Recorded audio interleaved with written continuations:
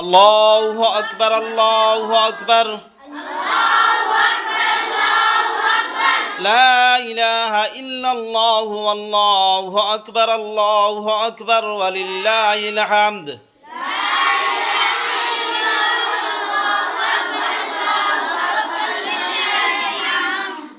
জিলহজ মাসের 9 তারিখ ফজর থাকি লইয়া 13 তারিখ আসর পর্যন্ত প্রত্যেক ফরজ নামাজ বাদে বেটা মানুষে দূরে আর বেটি মানুষে আস্তে আস্তে একবার পড়া ওয়াজিব, 3বার পড়া উত্তম, বালা মোস্তাব। বুঝছো নি কিতা কইছি?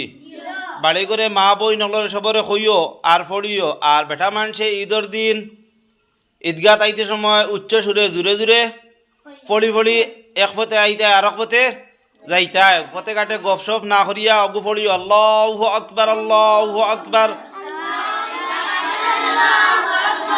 লা ইলাহা ইল্লাল্লাহু আল্লাহ।